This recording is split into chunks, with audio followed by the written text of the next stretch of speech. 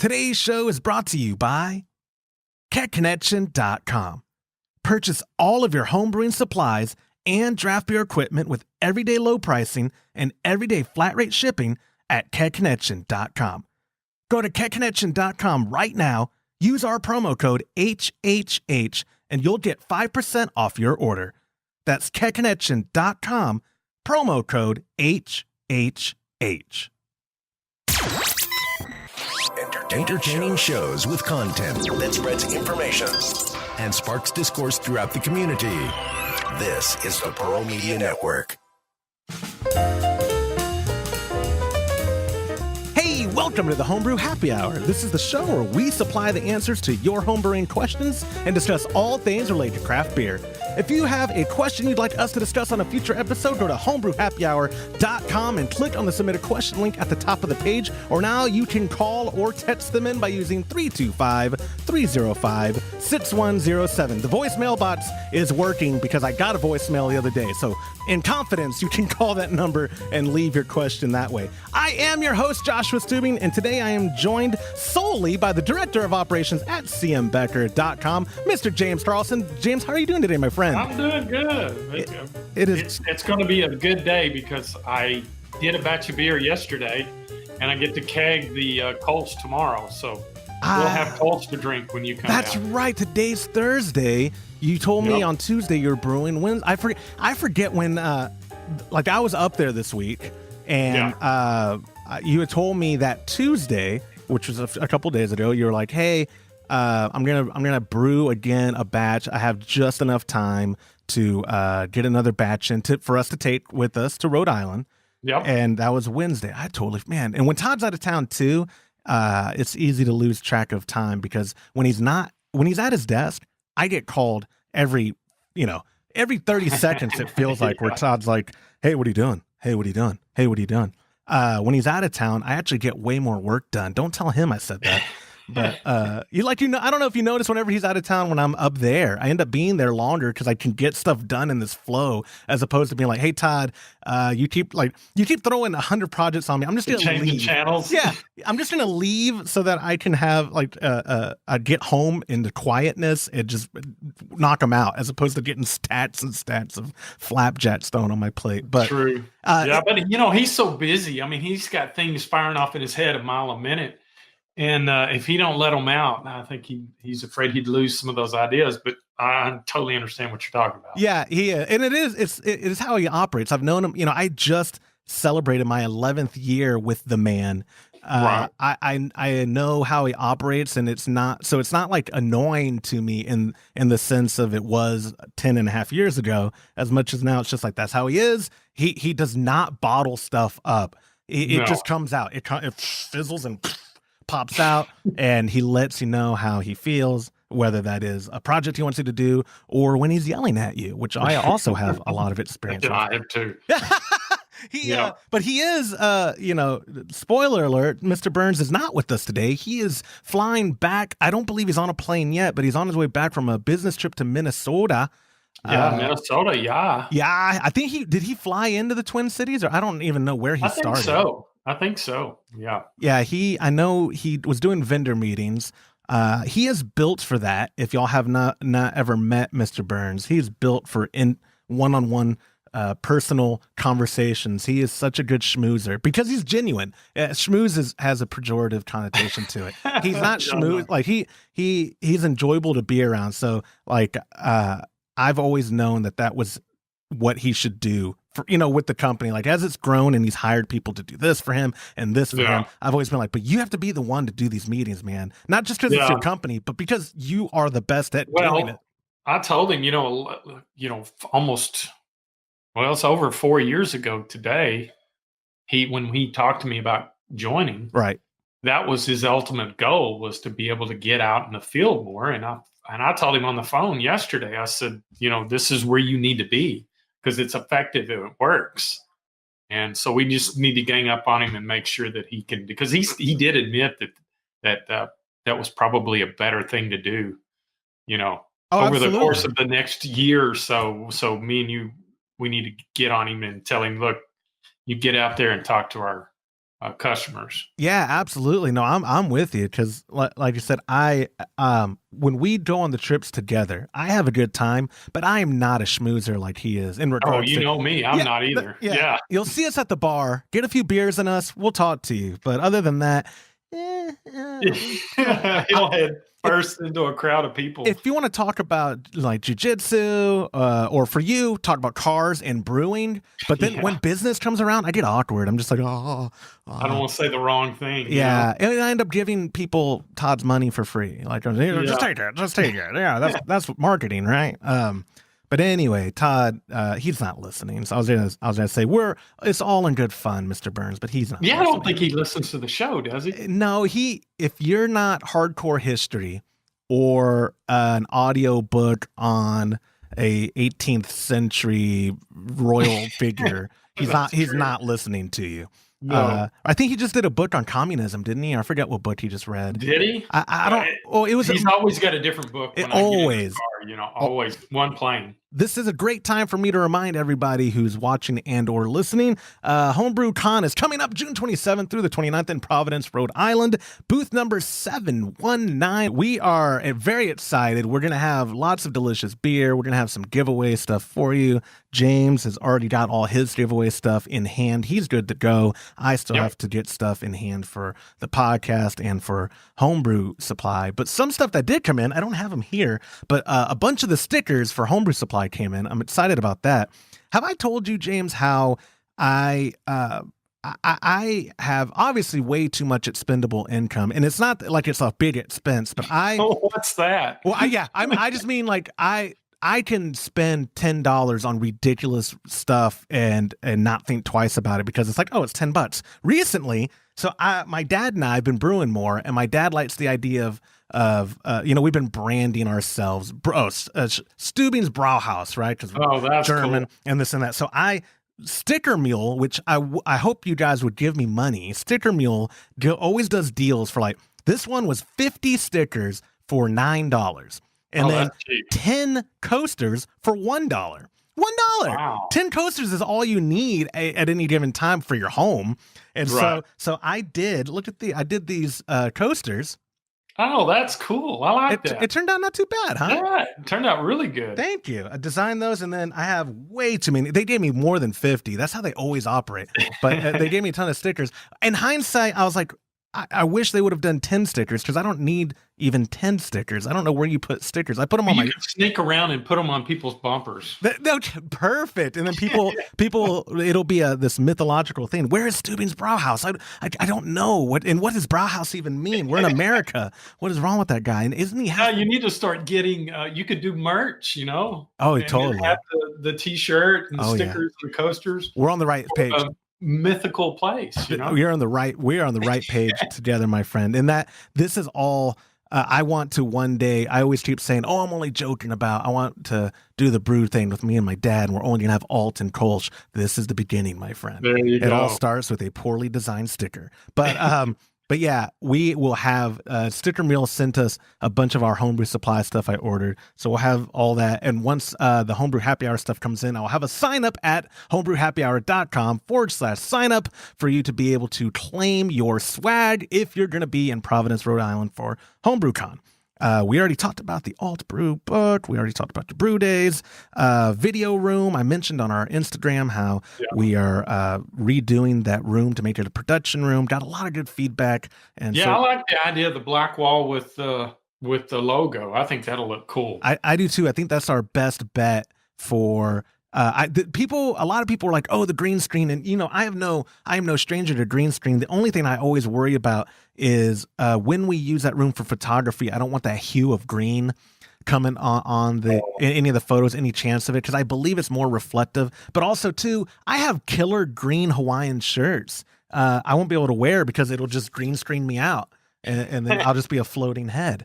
But we're not totally sure. Liz, she never comments. Liz, Todd's wife, never comments on anything I post for the podcast, and she went out of her way to say you should do gray. So I bet you I end up doing gray or black. Cool. I bet. Was that on Facebook or? Yeah. You're not on Facebook. Okay, no. Yeah, no. You've cut that cord, which good for you. I am addicted. 6 years now, something 5, 6 years now. Oh my gosh, are you serious? Yeah, Oh, totally. more power to you, my friend. I am addicted, but that's a whole different show or a therapy session. So what I'm going to do is segue us in. We have a couple questions for today's show. The first one came from Howard W. at homebrew.happyhour.com. Using that submission form, he wrote in, I'm new to homebrewing and would love some clarification about using hops to achieve different results. What exactly do the hops you add during the boil accomplish when they are added at various times?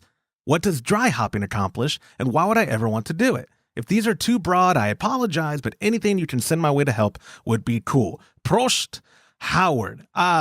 Yes, very broad. I threw this in and I emailed you yesterday and I said, if it's not good, we could do something else. And you were like, no, let's just, like, before we record today, you're like, we just have to make a clarification. We're going surface level. Because all the rabbit holes we could go down could be a 2-month supply of shows, which may be what we end up doing at some point, is going down the rabbit hole. But let's, for the sake of him, he wrote in, we can answer these at surface level. Let's talk a little bit about hops, Mr. Carlson. Sure. Probably the way most people are familiar, most homebrewers are familiar, is the bittering part of it. So you got to remember, when you're bittering, you can only bitter in the boil.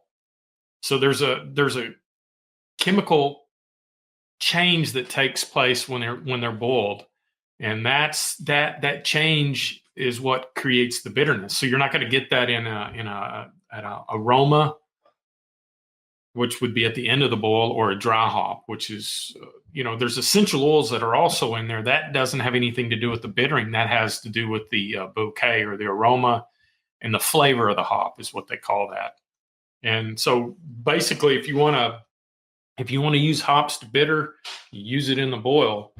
And I would suggest getting a brewing calculator, like, the ones that I use is our Lorena software.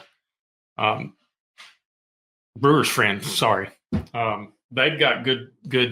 When you go in there and you go to construct your recipe, they actually have a hop section, so you can go in and you can choose bittering, you can choose whirlpool, you can choose aroma, and it'll calculate those numbers for you. So it'll give you a fairly accurate ABV.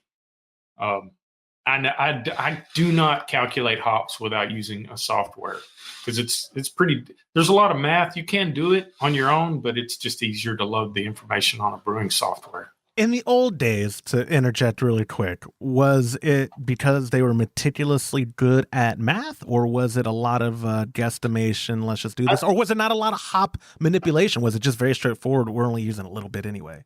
I think it was, for the most part, trial and error. So you had people brewing the same batch over and over and over again, and they would just keep good records and add or take away till they achieved a certain flavor profile. That's kind of what I do, but I have the advantage of a calculator, so I know exactly what to expect. The IBUs, not the ABVs, but the IBUs, the International Bittering Units. It tells you, it tastes good. What was it? It was at 30, or it was at 20. For me, 10. I'm not real big on bitterness. I do love the aroma and the flavor of the hops. I just don't like the bittering. So you can play around. For me, I do very little bittering, and I'll add more hops at the end of the boil or in the dry hop, because that's what you smell and that's what you taste. As far as the characteristics of the hop, like, some hops will say they have a spicy note, or they have a grapefruit note. You don't get those from boiling them for an hour. You get them at the end. So as those oils leach out into the beer, that's what contributes to the taste of the hops. And when I talk about taste, I'm not talking about the bitterness. It's a whole different deal. Right. You're literally talking flavor, because there is a big difference between bitterness and flavor. He didn't ask this, and I hate throwing wrenches. I think it's good to say it to people who are new to the subject, specifically Howard and others that are listening and are very new to brewing.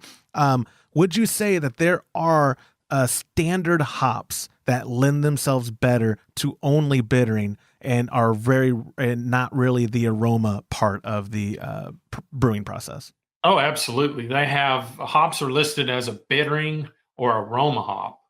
And then some hops will be dual purpose, and they'll put on their dual purpose. A lot of the noble hops can be used for both bittering and for aroma. I do a lot, like on our alt beer, I use one type of noble hop for both the bittering and the aroma. And, I've thought about playing around with that, but a lot of the breweries in Dusseldorf, that's what they do. So I'm going to mimic exactly what they do. I'm going to Chinese what out of it. But you can play, but that's the cool thing about hops. You can go online to any hop manufacturer or hop grower, and they'll give you really good detailed information on what each hop is supposed to do. They'll give you a chemical breakdown, and they'll list what to anticipate in the hops, whether it's aroma, whether it's for bittering or for dual purpose. So the good thing about the internet is it's you can do a lot of research, which I have what I use. And I got this years ago at a trade show, but I got a hop variety handbook, and it's got everything. I like to flip through pages, but not all the hops are in this, but it's a good handy reference guide. So if you're at a trade show or HomebrewCon, stop by a hop union. They're usually the ones that give those out, but Yakima Valley hops, they're also a big player in it. They probably have books too. So I like having something to hold in my hand that I can refer back and to. Is it Hopsteiner? I'm trying to look it up on my phone. Yeah. I think they have one too. They're actually a booth right across from us cool. for this year. So I'm going to see if they have a guide. I'm going to go take one or ask for one. That's what I should say. They'll have them out there to give away because it's amazing what they give away at trade shows. Oh yeah. Whether you go to the Craft Brewers Conference or the HomebrewCon, people will give away this stuff and T-shirts and Frisbees. And I think what's also cool, and I'll show you this, is I got this last year, and it's a little notebook. So I keep all my recipes and my brewing notes in here, and it helps to be able to have everything in one book. Yeah, and sometimes the booths. What I love about HomebrewCon is on the last day, the people that stick around, and then you see them walking off with kettles because vendors don't want to ship it back home, or they don't want to lug it home. If y'all have never done a trade show, it is expensive, all from top to bottom. Getting your booth, getting your travel there, your accommodations, where you're lodged at, all that. But even more so, shipping your products to and fro the location is dreadfully expensive. It is. It's ridiculous. So that's why last day, people who attendees, they know that. So they're like, oh, you know what? I live like a mile away. I've got a pickup truck. I can just take, if you don't want to take it home, save some money. I could take it off your hands. I'll give you, it's a lot of time. I see wheeling and dealing going on. I love it on the floor. There are people like, oh, that's a $500 thing, but if you got 300 cash, we'll just give it to you. Whatever. Like, deal. Yeah, or even better yet, they'll just leave the stuff there. Oh yeah, that's right. I don't remember which one it was, but I think we ended up getting a half a dozen of commemorative glasses that people just didn't want to leave. Yeah, Didn't want to take with them. I want to say too that was the was it the Wireman booth, or what booth was it that they left all their glassware that was given to them as being vendors? And so we're like, oh, now our brew room is stocked. yeah, we were packing up, and all those made their way in our pallet. Oh, that's right. I have no shame. It's like, no, that's a good glass. Otherwise, it's gonna get thrown away Or broke. And I think yeah. those have already broke by now. Yeah. Oh, I have way too long of a running streak of breaking at least one glass and having to repair it or replace it while I'm there at the show. It's like, oh no, my commemorative glass dropped or whatever. Thankfully, the AHA is so nice to me. Thank you, Carrie. For Howard, I think it would be good. It would behoove us to make an episode in the future to go like focused on each rabbit trail, not like one episode for hops for, I've had requests for people to say like, hey, could you maybe do an episode on breaking down a style? And I thought, you know what, that would be a perfect time to get below the surface a little on like, okay, today's show is about the Kolsch. Boom, 40 minutes, 50 minutes straight of talking about its history, talking about how it's brewed, why it's brewed the way it is, why the ingredients they use, blah, blah, blah, blah, blah. Sure. That is when we could talk about the specific hops used for that and why it is, what characteristics you can expect from, or like with the alt, because I can't think of what hops off the top of my head you use for Kolsch. For the alt, it's usually like Hallertau, right? Or I forget. Saaz is probably the most popular for any style in Germany, mainly Pilsners, but Hallertau Mittelfrucht, Pearl is another one, and Spalter is another one. So the Pearl, Spalter, and Hallertau Mittelfrucht is the three popular in Dusseldorf. And that's the ones, and I did not know that until I read that book. That's where I think that has to be where I got it from then. Or you know what? I just took photos of the Truda style alt, and that's the bags are in it. That's where I got it from. Right. But they, we if we did a breakdown of your recipes, or of the style, then we could go a little bit more in depth about like, why the Saaz is used here, but for this or this or this and da. But Howard, thank you for submitting the question. Mr. Carlson, I got one more for us. It's from our good buddy, Mr. Brandon Allen. He used the submission form at homebrewhappyhour.com. Former guests always get priority in the queue. Speaking of alt beers, I think I hadn't personally tried one yet, but don't look at me. I heard they're wonderful. Do not look. I think you've never had any of his. You didn't come up the first time we tasted them. No, I've never had any of his alt beers. The only beer I had was a cherry wheat, and I had previously told Todd, I think you, that I had, and I love Sam Adams, and I'm all about their whole business model. But I think that was one of the worst beers I've ever had was the cherry wheat. Everyone says that in our circle of people who have had it. But I can honestly say I have liked a cherry wheat beer, and that was Brandon's. Oh, he was phenomenal. Two things. One, he's not on the show, so I'll throw him under the bus. Todd and his family have this annual thing they call decoration. They all come to the ranch. I don't actually know what's involved in it. I used to think it was a cult thing. But anyway, joking aside, I know that's where it had to been consumed during that weekend, because I'm pretty confident the night that we were drinking alts that we left one in there for you alongside some of the cans that our buddy Jeff Wilkins sent us that I haven't touched yet either. I got your back usually, man. I bring you beer from the barn when I'm not convinced that it's safe is when I usually bring it to you. And I'm sorry, I should have brought you one of Brandon's alts, because I did bring you that commercial alt that Frank. Yeah, that was really good. River alt. Yeah, Frank's that. Yeah, that was from San Diego. Good dude too, and we'll probably see both of them at HomebrewCon.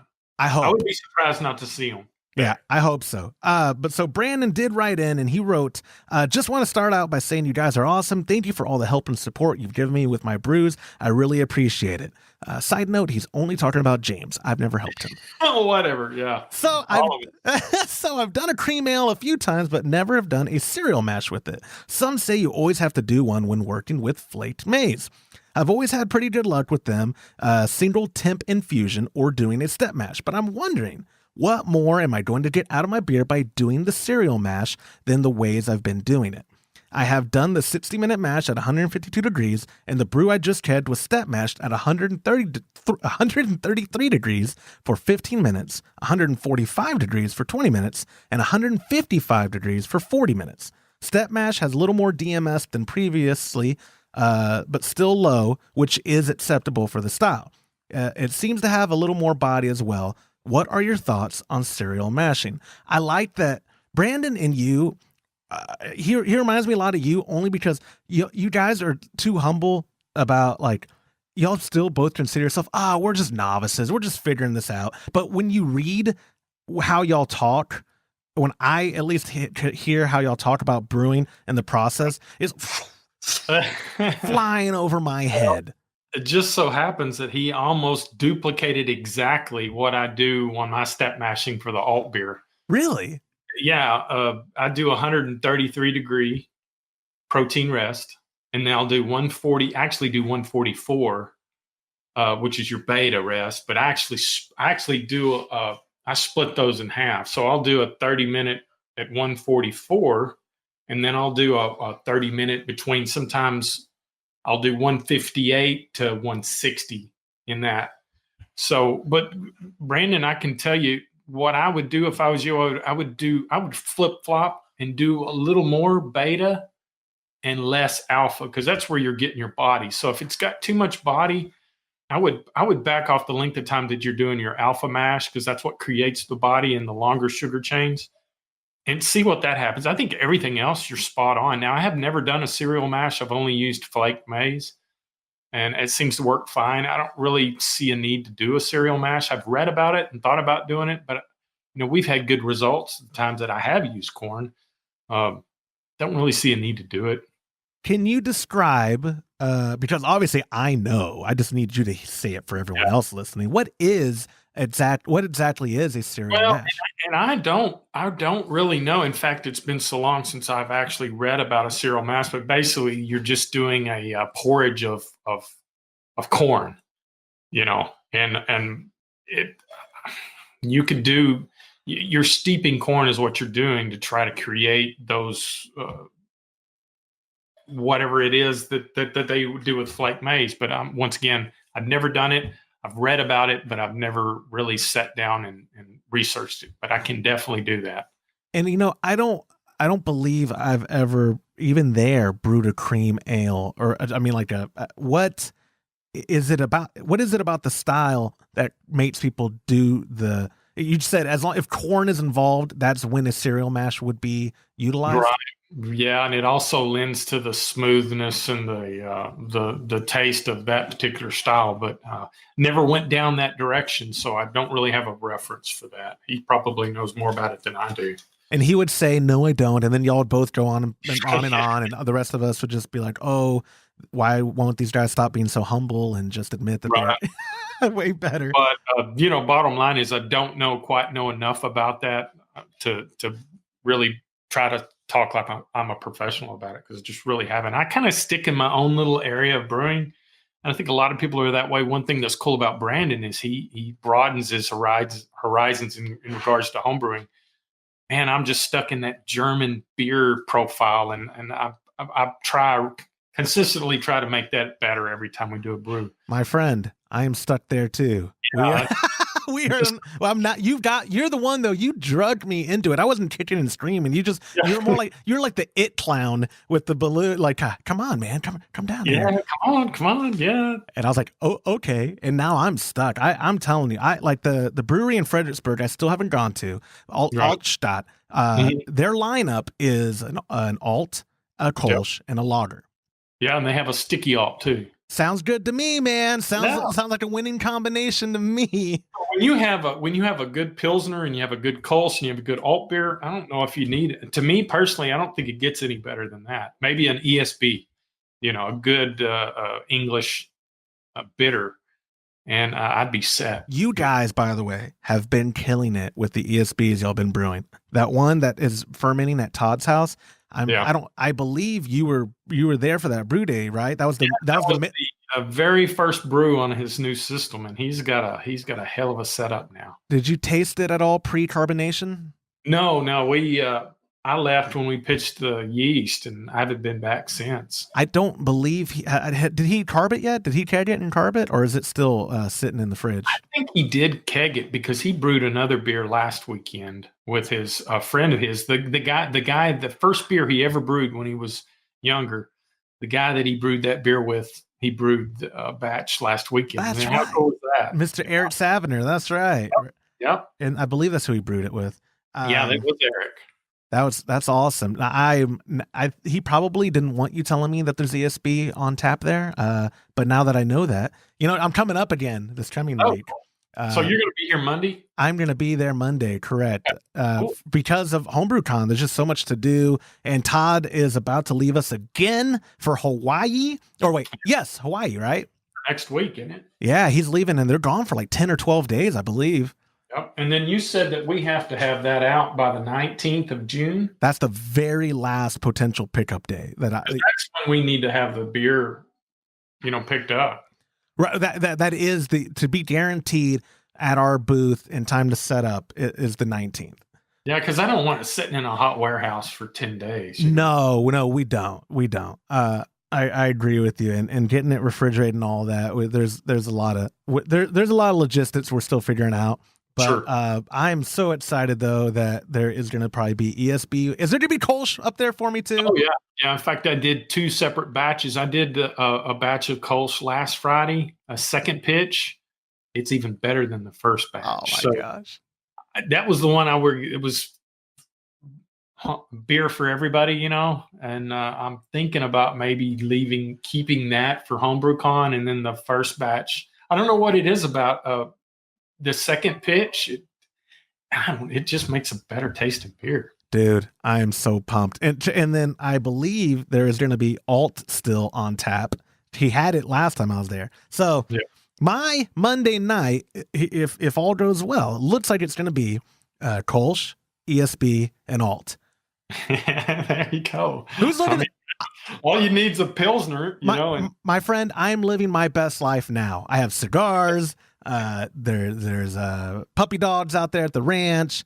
The only thing that could be better is if my family was there and we lived there permanently and I didn't have to work and I could just drink all day. Well, no, that makes me sound like an alcoholic. I didn't mean drink all day. I don't like. Let me clear this out because I've got family who listen to this. No, enjoying responsible drinking is a very high point of my trip there. It's very good. That's why if people always give me crap because they're like, don't you ever use a different glass to drink when I'm posting the photos?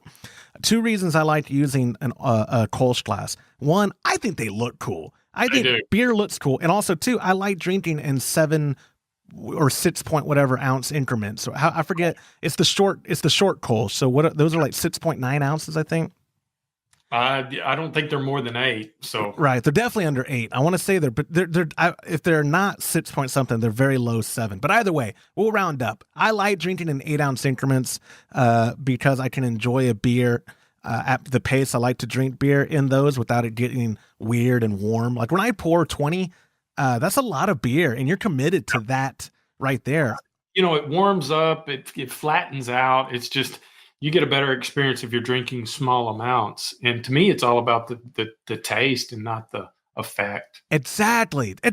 And like you said, and when we are spoiled enough to have the draft system and the beer there's no reason to pour 20. I have legs. I can get up, walk over there. If I drink the first one too fast, like because I enjoyed it too much, I can get up and pour another. I'm not lazy. Like I'm not, well, I am lazy, but not that lazy. Not lazy enough to get your own beer. Exactly. But anyway, James, that's actually that's the last question we have. Thank you, Brandon, for writing in. A reminder, when you do submit your questions at homebrewhappyhour.com or using 325-305-6107, we do give you a gift card to that show's sponsor, which today, as it has been for a while now, is Keg Connection. Thanks, Todd.